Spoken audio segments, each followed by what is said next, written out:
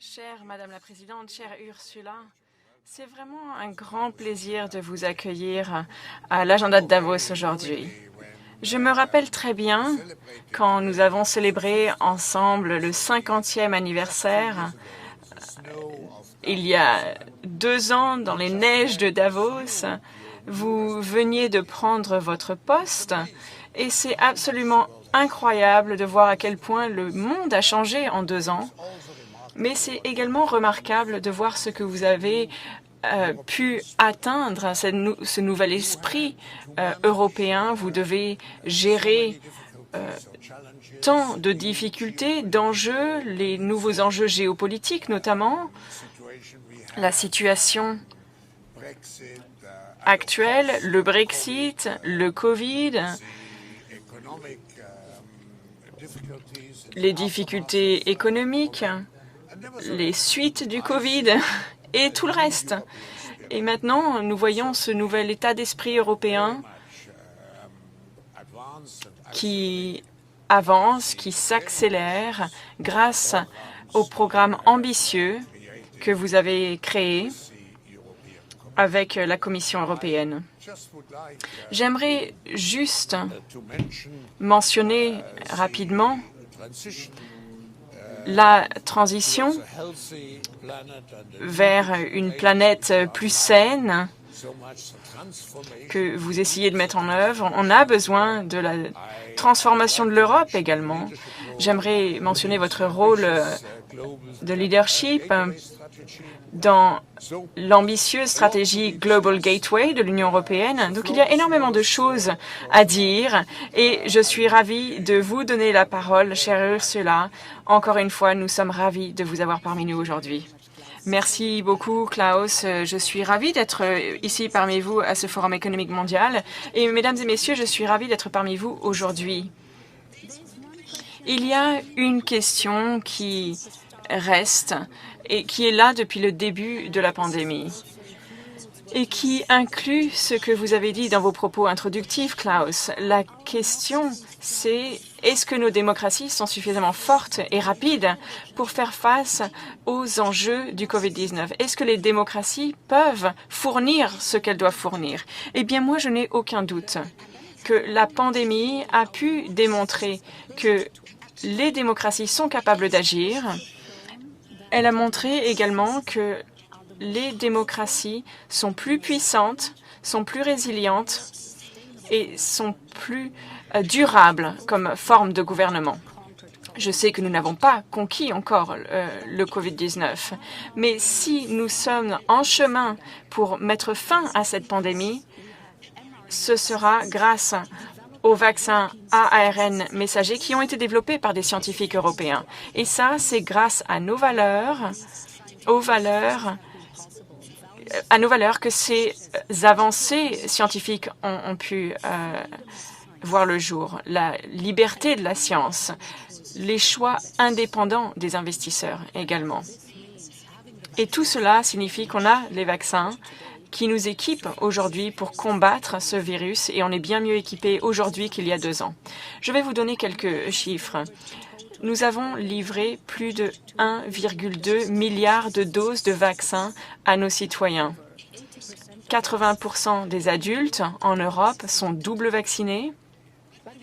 Mais ce qui est encore plus important, c'est que nous sommes la seule région du monde qui a continué à exporter et à donner aux autres pays du début pendant toute cette pandémie. Un total de 1,6 milliard de doses fabriquées en Europe ont été livrées à 150 pays. Et avec l'industrie qui produit plus de 300 millions de doses de vaccins chaque mois en Europe, il y en aura d'autres qui suivront. Et donc ces faits démontrent que nous pouvons avoir confiance dans les démocraties. Et ce terme « confiance » a toujours été le fil rouge qui nous suit dans toutes les éditions du Forum économique mondial. Davos a toujours été là pour construire la confiance parmi les leaders du monde et, de manière plus importante, remporter la confiance des générations futures avec un leadership de confiance et un leadership responsable. Cette année, comme jamais précédemment, je pense, la confiance est notre monnaie d'échange la plus importante quand on parle de l'état du monde. La confiance dans la science, dans les vaccins, peut faire une différence entre la vie et la mort. La confiance entre les pays peut amener les affaires internationales vers la coopération plutôt que vers le conflit. La confiance dans des sociétés qui fonctionnent grâce à l'état de droit. Cela permet d'amener des investissements privés au long terme. C'est ça qui nous amène vers l'avant. Et cette confiance est également essentielle à toutes les ambitions les plus importantes en Europe.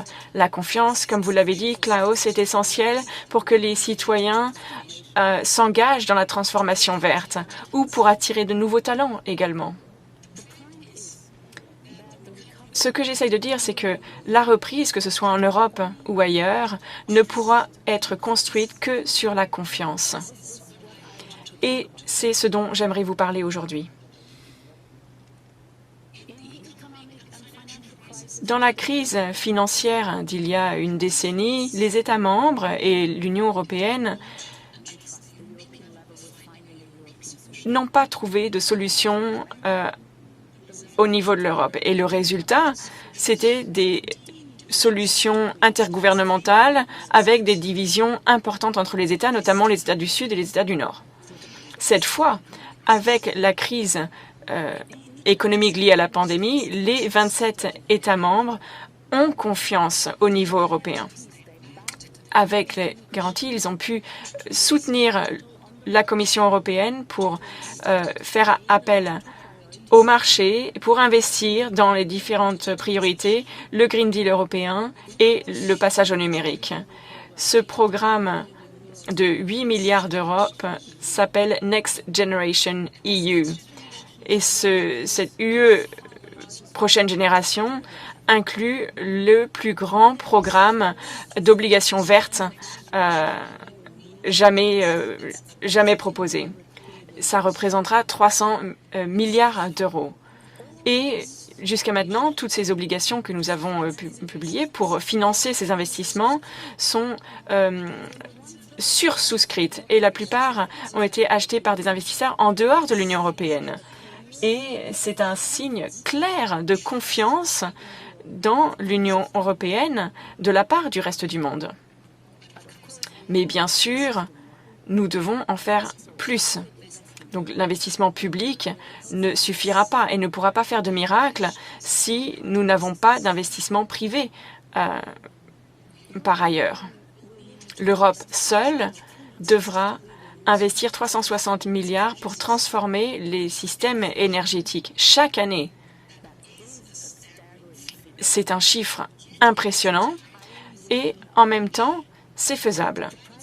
C'est atteignable, mais le secteur privé devra prendre part et nous devrons créer les conditions pour que cela soit le cas. Et c'est ce qu'on met en place, bloc par bloc, brique par brique. Aujourd'hui, nous avons maintenant la première directive européenne sur l'environnement. Ça signifie que ce n'est plus juste une ambition, c'est maintenant une obligation légale. Nous avons un cadre juridique détaillé qui est proposé pour réduire les émissions d'au moins 55% d'ici 2030. Et donc, c'est notre feuille de route pour la décennie à venir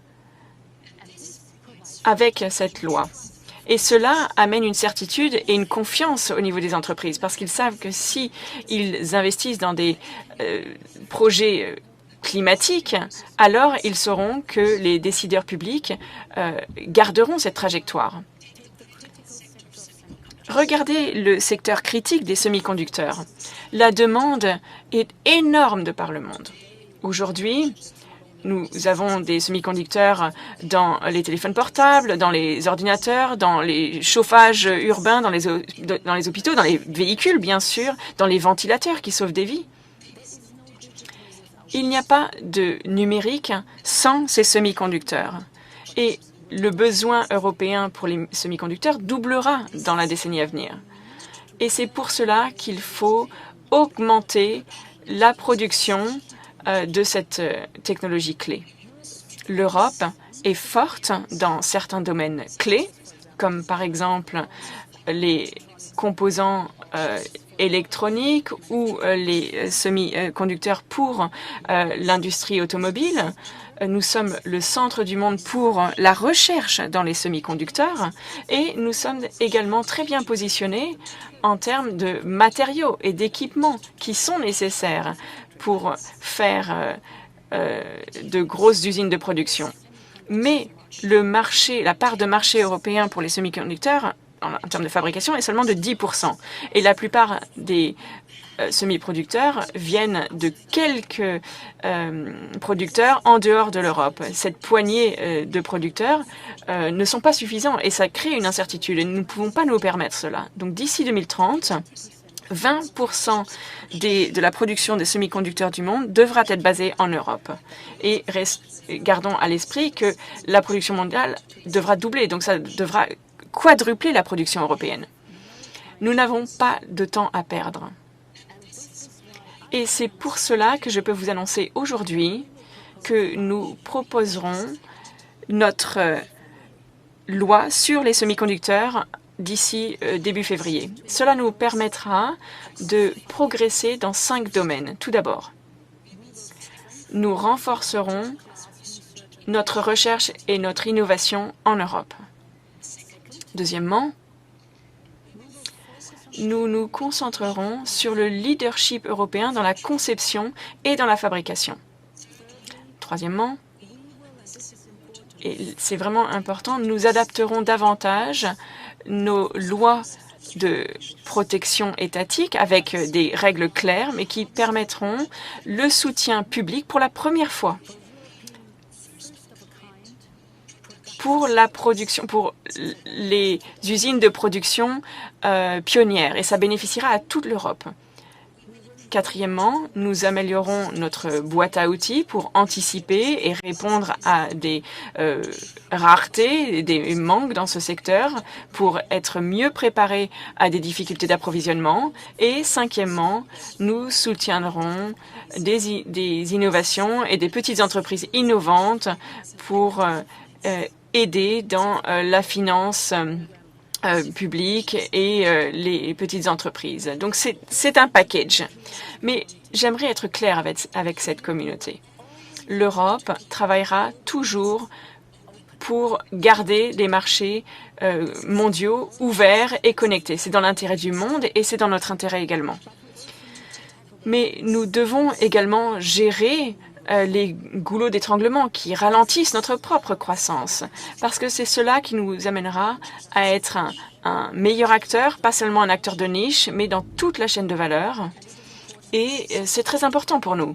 Et donc, pour conclure, nous allons promouvoir la diversification avec des acteurs similaires à nous. Nous allons également créer davantage d'équilibre dans les interdépendances et nous construirons des chaînes d'approvisionnement dans lesquelles nous pouvons avoir confiance et tout en évitant les chaînons faibles. Il y aura toujours des moments où nous devrons gérer des grands problèmes dans l'économie. Et laissez-moi me tourner vers le deuxième grand problème, la pression sur l'énergie. C'est un point difficile à l'heure actuelle. Cela fera 50 ans que les difficultés pétrolières ont commencé dans les années 70. Certains d'entre nous s'en rappellent très bien et se rappellent de l'impact sur l'économie et sur nos vies. Moi, je me rappelle être sur un vélo sur l'autoroute, par exemple. Certains pays avaient interdit la conduite automobile le dimanche, avaient baissé les limites de vitesse sur les autoroutes, d'autres avaient un rationnement de l'essence ou ne permettaient de chauffer qu'une pièce dans la maison. Vous savez à quel point il y avait eu des débats sur la limite à la croissance. Le monde est différent aujourd'hui et peut-être qu'il est difficile de faire ces parallèles. Néanmoins, nous devons faire attention et regarder le passé parce qu'aujourd'hui, on a un risque d'une crise du gaz. Et on parle de limiter la croissance des énergies fossiles. À cette époque, notre réponse n'était pas de regarder des sources alternatives de technologie, mais plutôt de considérer des sources alternatives de production. Donc l'exploration pétrolière partout, de l'Alaska jusqu'en Sibérie, de la mer Caspienne jusqu'au Caucase. La bonne nouvelle, c'est qu'aujourd'hui, nous avons beaucoup plus d'options à notre disposition que nous n'en avions à l'époque. Mais à l'époque, seulement 1% de l'électricité était générée à partir d'énergies renouvelables. Aujourd'hui, ce chiffre est de près d'un tiers. Aujourd'hui, nous savons quel est l'impératif climatique auquel nous faisons face et nous avons les technologies nécessaires pour faire cette transition, pour passer d'un système basé sur les carburants fossiles à un système basé sur des énergies propres. Au court terme, nous devons gérer l'impact véritable de cette crise pétrolière, de cette crise du gaz sur les ménages. Ma commission a proposé une boîte à outils pour les États membres pour réduire l'impact de cette hausse des prix. Mais de manière plus fondamentale, aujourd'hui, la crise du gaz doit servir pour accélérer la transition vers des énergies plus propres. Cela doit fournir la dynamique dont nous avons besoin pour intégrer notre marché énergétique. Et nous devons nous assurer qu'il n'y aura pas d'îles énergétiques ou de régions européennes qui seront coupées du reste du réseau. Nous travaillons sur tous ces fronts. Mais il faut bien noter que nous devons gérer cette transition nécessaire avec beaucoup d'attention. Et cela me ramène à cette question centrale qui est celle de la confiance. Parce que les peuples ont besoin d'avoir confiance que la transition soutiendra les plus vulnérables. Les entreprises doivent avoir confiance également que cette transition améliorera leur compétitivité. Et les investisseurs doivent avoir confiance et savoir que nous resterons sur notre trajectoire, quels que soient les obstacles. Il ne doit pas y avoir un passage linéaire des carburants fossiles vers des énergies propres. Nous devons être clairs sur ce point. Mais la direction est claire et notre engagement, lui également, est clair. Pour répondre à cette crise du gaz, nous devons nous concentrer sur la protection des plus vulnérables. Nous accélérerons la transition et nous nous assurerons que nous avons les fournisseurs de confiance dont nous avons besoin. Et cela m'amène à mon dernier point. La confiance au niveau international également. Aujourd'hui, nous devons avoir confiance dans les démocraties et nous devons avoir confiance entre démocraties également.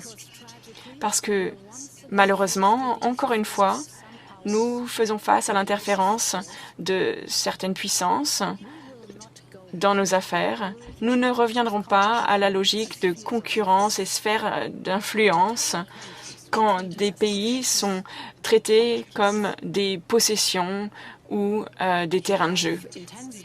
Nous avons des jours difficiles de diplomatie devant nous, avec ou sans la Russie. La Russie a fait ses propositions, nous avons fait les nôtres, et c'est bien d'avoir lancé le dialogue.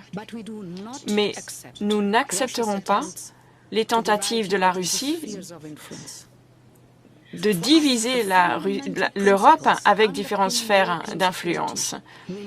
La sécurité européenne est toujours présente dans la Charte de Paris et dans les accords précédents signés par la Russie. Nous réaffirmons la solidarité qui est la nôtre envers l'Ukraine et envers nos partenaires européens qui sont menacés par la Russie. Et nous serons toujours là derrière le principe que l'Ukraine est un pays souverain et libre de décider. Très clairement, nous souhaitons ce dialogue. Nous voulons que les conflits soient résolus au sein des organes qui ont été érigés en ce sens et dans ce but. Mais si la situation se détériore, s'il y a toute autre attaque contre l'intégrité territoriale de l'Ukraine, nous répondrons aux moyens de sanctions massives économiques et financières. La communauté transatlantique est ferme sur la question. L'Union européenne est de loin le plus grand partenaire commercial de la Russie et de loin son plus grand investisseur également. Et il est vrai que cette relation commerciale est importante pour l'Europe, pour nous, mais elle est beaucoup plus importante pour la Russie.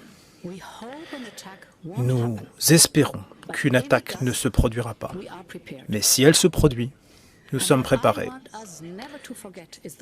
Et je ne veux jamais oublier la chose suivante.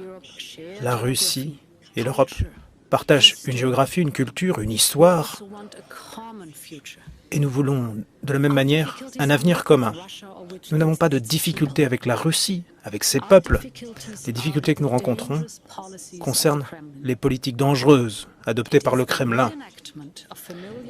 Nous avons déjà connu ce comportement d'autocrate et cela ne fait que renforcer l'ancienne vérité. Quand il n'y a pas de confiance, la force et la coercition ne sauraient la remplacer. L'approche, la démarche de l'Europe est totalement différente. Notre conviction est la suivante. La confiance.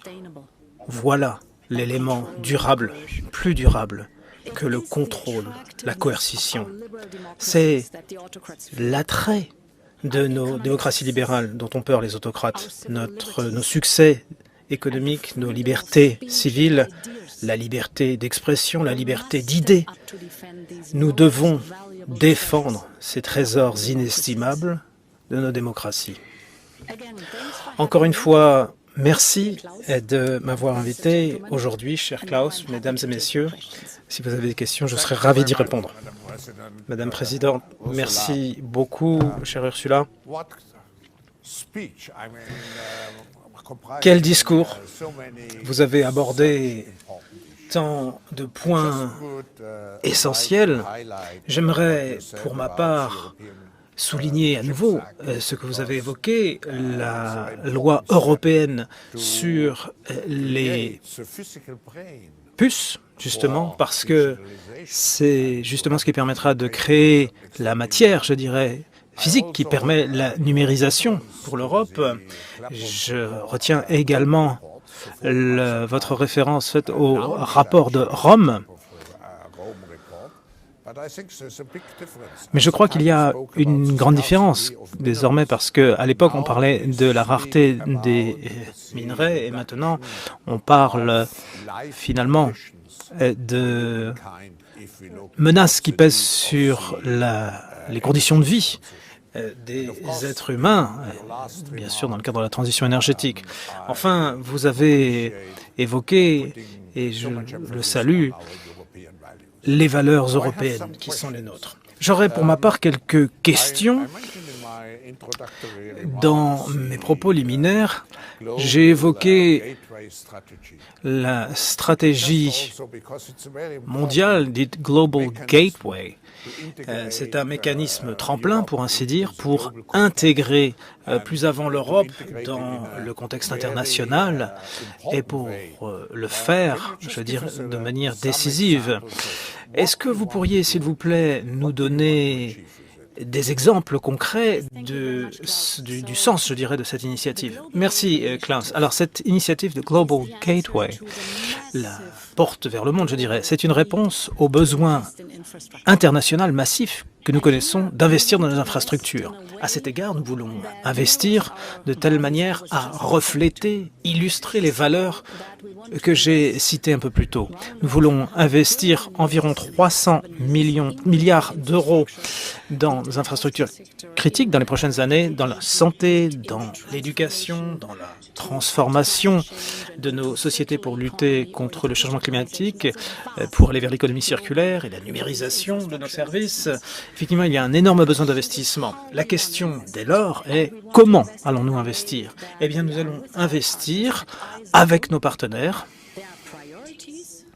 Il y a des priorités, la numérisation, la transition verte, et il y a des valeurs qui doivent être respectées. Et au-delà de cela, nous voulons que nos partenaires, justement, viennent nous voir avec leurs projets, ceux qu'ils souhaitent défendre, ceux dont ils pensent qu'ils sont essentiels pour l'avenir de leur pays, de leur région, et complémenter cela grâce à des investissements publics et privés de notre côté pour créer de vrais partenariats, pour investir. Prenons des pays qui nous sont voisins, le continent africain. C'est, on le sait, le continent qui croît le plus vite.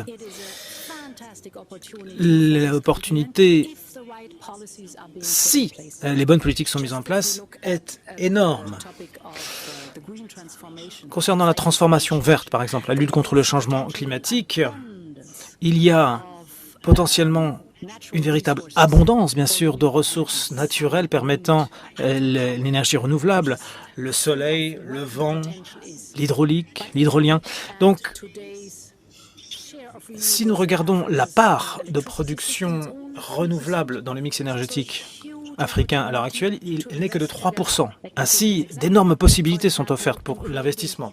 Prenons l'exemple de la création de l'hydrogène vert. L'hydrogène vert qui serait utilisé sur le continent africain, mais dont nous aurions également besoin en Europe. Et il faut bien comprendre que l'on peut, grâce à des connexions, bien sûr, relier le nord de l'Afrique avec le sud de l'Europe pour justement faire transiter l'hydrogène vert. Un autre exemple, la fabrication de vaccins. La fabrication de vaccins ARN, nous l'avons déjà commencé avec le Sénégal, le Rwanda et l'Afrique du Sud. D'ailleurs, cette initiative, par le biais de partenariats publics-privés, avec BioNTech en l'occurrence, pour amener cette technologie au continent africain, en Afrique et avec nos partenaires africains, pour garantir justement que soit créé un environnement réglementaire, médical, un processus d'autorisation propice à cela, pour permettre l'arrivée de capitaux, d'investissements dérisqués, et pour créer des capacités de fabrication dans ces régions, pas simplement pour aujourd'hui, mais également à long terme. Si je puis vous donner 2 chiffres. À l'heure actuelle, quand on prend tous les vaccins qui ont été administrés jusqu'à présent en Afrique, seulement 1% de ces vaccins ont été produits sur le continent africain. Ce n'est pas durable non plus. Donc le but là en Afrique, c'est que d'ici à 2024, 60% de la production de ces vaccins soit fait en Afrique. Et c'est faisable. Et nous avons jeté les bases de cette initiative d'ores et déjà. Enfin, je ne vais pas parler trop longtemps, mais nous avons désormais un partenariat avec l'Afrique du Sud qui a vocation à réduire les extractions de charbon pour se diriger, se réorienter vers les renouvelables en justement construisant des capacités pour l'énergie renouvelable. Et c'est un partenariat sur un pied d'égalité, gagnant-gagnant. Et c'est un bel exemple de l'initiative Global Gateway, justement, des investissements stratégiques soutenus par des valeurs et des connaissances qui sont partagées à cette occasion. Merci, Ursula, pour ces éléments de discussion, effectivement, qui concernent l'action publique. J'aurais également une question très pratique qui parlera aux représentants du secteur privé avec nous aujourd'hui, en particulier dans le domaine de l'énergie. Quand on regarde le Green Deal au niveau européen, il y a une question de compétitivité qui rentre en compte. Beaucoup d'acteurs privés craignent de payer le fameux ETS qui, ils craignent, vont peser sur leur compétitivité en matière d'export.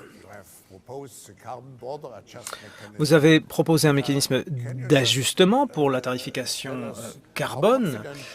Est-ce que vous pouvez nous rassurer vis-à-vis de ce nouveau mécanisme intéressant, peut-être nécessaire? Est-ce qu'il va se concrétiser? Alors, quel en est le principe? Le système d'échange européen, ou ETS, tarifie, mais une tarification sur le carbone, parce que la planète ne peut plus payer ce prix